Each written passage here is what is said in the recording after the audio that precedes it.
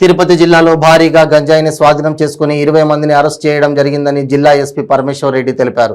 తిరుపతి జిల్లా పరిధిలో గంజాయి రవాణా విక్రయించే ప్రాంతాలు, గంజాయి సేవించే ప్రాంతాలపై ప్రత్యేక నిఘా ఏర్పాటు చేయడం జరిగిందని వివరించారు.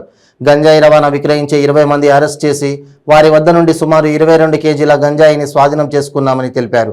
శ్రీకాళహస్తి, బుచ్చినాయుడు, కండిగ రోడ్డుకు ఆనుకొని ఉన్న రామచంద్ర మిషన్ వద్ద 9 లక్షల రూపాయల విలువ గల గంజాయిని స్వాధీనం చేసుకున్నట్లు తెలియజేశారు.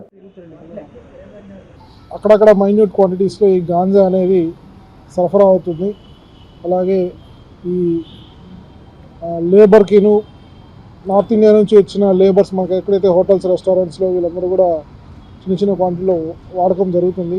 సో దీన్ని టైటన్ చేస్తూ ఈ సప్లైస్ ఎక్కడి నుంచి వస్తున్నాయని విచారించడానికి, కనుగొనడానికి అడిషనల్ ఎస్పీ సెబ్ రాజేంద్ర ఆధ్వర్యంలో సెబ్ పోలీసులందరూ, అలాగే లా అండ్ ఆర్డర్ పోలీసులందరూ కూడా అడిషనల్ ఎస్పీ కులశేఖర్ వారి ఆధ్వర్యంలో టీమ్స్గా ఫామ్ చేసి జిల్లా మొత్తం ఎక్కడి నుంచి వస్తుంది, ఎవరెవరికి సరఫరా అవుతుంది అనే కోణంలో ఇన్వెస్టిగేషన్ చేస్తే vehicle checking, surprise vehicle checking చేయడంతో మనకి శ్రీకాళహస్తికి చెందిన వ్యక్తి నాగేంద్ర అనే వ్యక్తి అరకు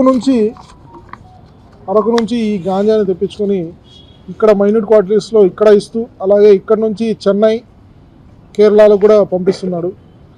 సో ఈ నెక్సెస్ అంతా కూడా బ్రేక్ చేస్తూ ఒకరి ద్వారా ఒకరందరినీ కూడా ఎవరైతే దీంట్లో ఇన్వాల్వ్ అయి ఉన్నారో ట్రాన్స్పోర్టర్స్, పెడలర్స్, అలాగే కన్జ్యూమర్స్ దాకా ఎవరైతే సరఫరా చేస్తారో వాళ్ళందరినీ కూడా పట్టుకోవడం జరిగింది. ఇంకా కూడా చాలామంది ఉన్నారు. ఇన్వెస్టిగేషన్ ఇంకా కొనసాగుతుంది. సో ఇప్పుడు ప్రస్తుతానికి ఈ గాంజాతో పాటు మనం 22 కేజీల గాంజాతో పాటు 20 మందిని అరెస్ట్ చేయడం జరుగుతుంది. వీళ్ళందరిపైన కూడా కమర్షియల్ క్వాంటిటీ దాంట్లో వీళ్ళందరినీ బుక్ చేస్తున్నాం. అలాగే మనకి ప్రీవియస్ అఫెండర్స్ కూడా ఉన్నారు చాలా కేసుల్లో.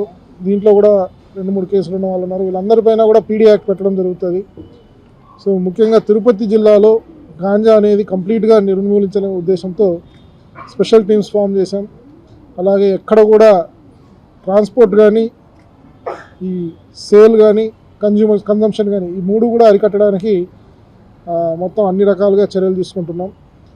ముఖ్యంగా మనకి ట్రాన్స్పోర్టేషన్ అనేది వైజాగ్ నార్త్ ఆంధ్ర నుంచి చెన్నై, కేరళ, అలాగే మనకి కొద్దిగా మైన్యూట్ క్వాంటిటీస్లో వస్తుంది.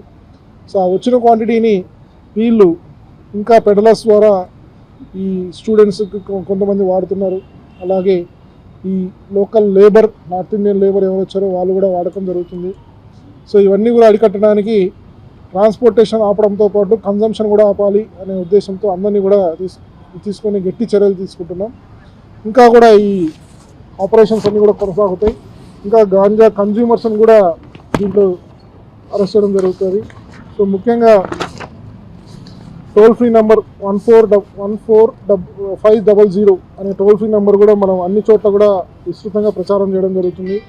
అలాగే యూత్ అంటే కాలేజెస్, హాస్టల్స్, స్కూల్స్ అన్ని దాంట్లో కూడా కమిటీస్ 91 కమిటీలు ఫామ్ చేసి వివిధ కళాశాలలోను, స్కూల్స్లోను ఈ మాదక ద్రవ్యాలు, గాంజా గురించి చెడు ఏవైతే జరుగుతుందో ఈ వాడకం వల్ల కానీ దీన్ని వ్యసనంగా చేసుకోవడంతో ఎటువంటి పర్యవసనాలు ఉంటాయనేది కూడా చెప్పడం జరుగుతుంది.